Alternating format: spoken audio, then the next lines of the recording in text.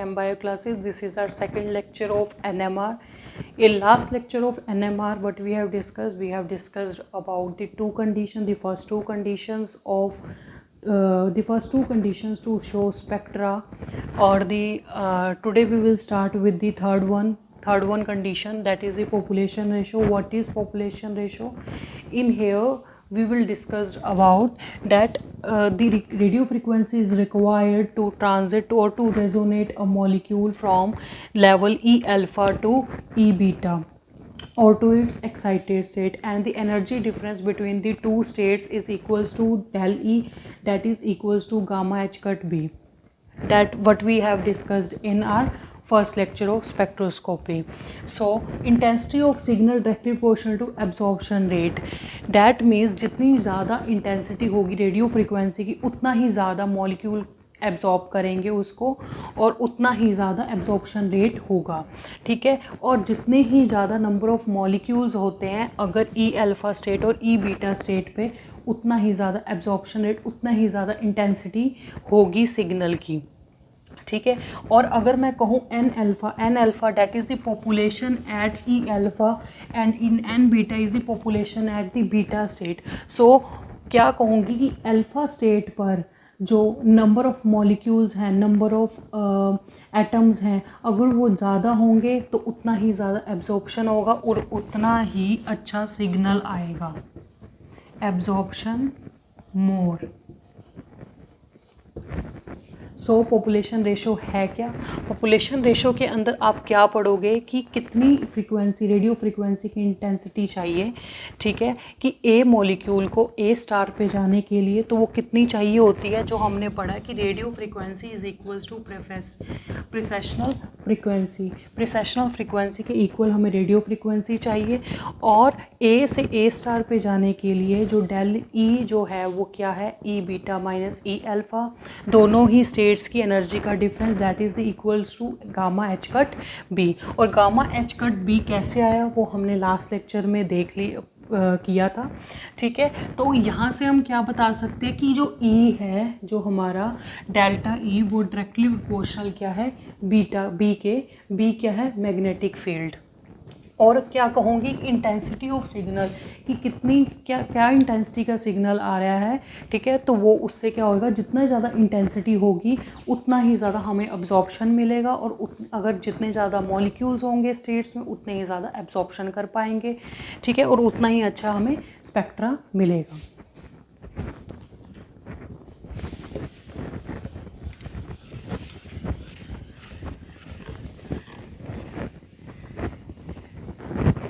So, according to Boltzmann,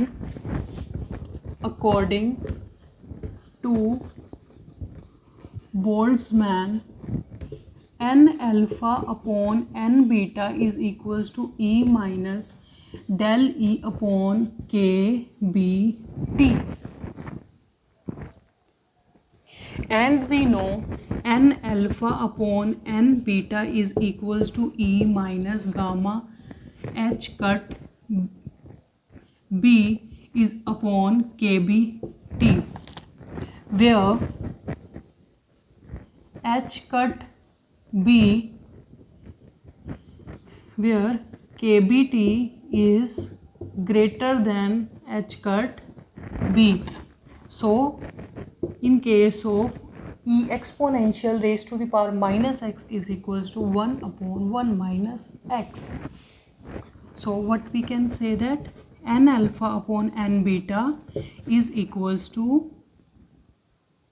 1 minus gamma h cut b upon kb t. इस फॉर्मूले से बहुत ही सारे क्वेश्चन आते हैं एग्ज़ाम में, तो इसको नोट डाउन कर लीजिए। Important thing you should know about, that is the effect of quadrupolar broadening becomes negligible if nuclei is present in spherical electronic environment. Let's example NH3 and NH4 plus.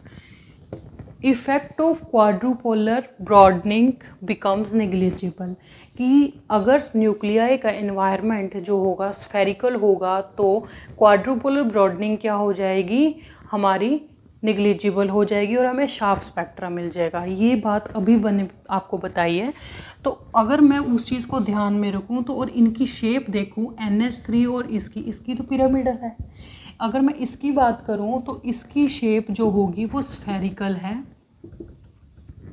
This is not spherical, this is spherical, and here quadrupolar broadening becomes negligible or will give sharp spectra. And if you get a question in exam, then out of ClO3 negative and ClO4 negative, which one will get broad spectra or which one will get sharp spectra? So we can say that this one will get broad spectra and this one will get sharp spectra according to this concept. Radio frequency pulse. So what is radio frequency pulse? कि जो भी radio frequency आ रही है, ठीक है, वो क्या होगी, वो कॉन्टिन्यूस नहीं होगी, हम उसको थोड़ा थोड़ा करके वो आएगी, ठीक है। उससे क्या होगा कि एक सैचुरेशन पॉइंट, एक सैचुरेशन स्टेट आ नहीं पाएगी, क्योंकि जब थोड़ी थोड़ी आएगी तो एकदम से कोई दिक्कत नहीं आएगी, ठीक है। और दूसरी सबसे बड़ी बात क्या है कि जो हमने अभी पीछे देखा कि ई अल्फा और ई बीटा देखे, तो उन दोनों की स्टेट का जो डिफरेंस होता है वो बहुत ही कम होता है, ठीक है। तो रेडियो फ्रिक्वेंसी अगर पल्स की फॉर्म में आएगी तो एक सैचुरेशन स्टेट नहीं हो पाएगी और दूसरा अच्छे से एब्जॉर्प्शन हो पाएगी, ठीक है। तो हमने यहाँ पर क्या करना है कि सैचुरेशन स्टेट ना आने पाए, इसलिए हम रेडियो फ्रिक्वेंसी पल्स का यूज़ करते हैं, ठीक है। और जो स्टेट आती है, एक जैसे ही पल्स आई तो पल्स क्या आएगी, वो एक पल्स आई, फिर उसके बाद ये देखिए ये ई अल्फ़ा, ये आपका हो गया ई बीटा। तो एक पल्स आई तो यहाँ पर अटैक किसने किया, ठीक है, एक मूव हो गया एटम यहाँ से यहाँ पर, ठीक है। तो अब वो एटम वहाँ है, ठीक है। तो अब क्या होगा कि न्यूक्लियर नीचे आएगा, ठीक है।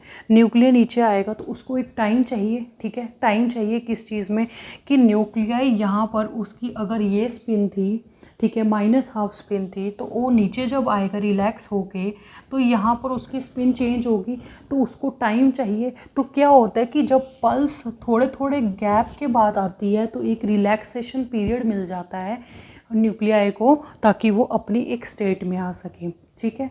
तो यही बात अब मैंने आपको बतानी है। देखिए radio frequency pulse, radio frequency is applied in pulse form and not continuously because energy gap between spin energy level is very less, कि स्पिन एनर्जी लेवल्स के बीच का डिफरेंस बहुत ही कम होता है। तो उन केसेस के अंदर हम क्या करेंगे, रेडियो फ्रिक्वेंसीज को पल्स के फॉर्म में लेके आएंगे।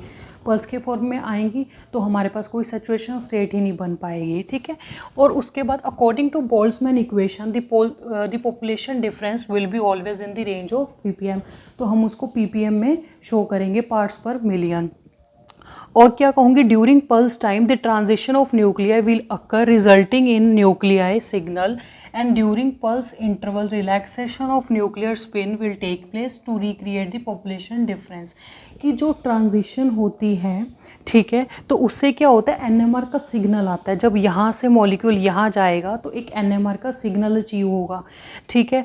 तो उसके उस दौरान जो पल्स का जो इंटरवल होता है, जो दो पल्स के बीच का इंटरवल है, जिसको हम रिलैक्सेशन कहेंगे न्यूक्लियर की, न्यूक्लियर स्पिन जो है वो रिलैक्स करेंगी, वो अपनी दोबारा से पुरानी स्टेट में आ जाएंगी। यहाँ पर जैसे आई -½ थी तो अब वो क्या आएगी, +½ आ जाएगी।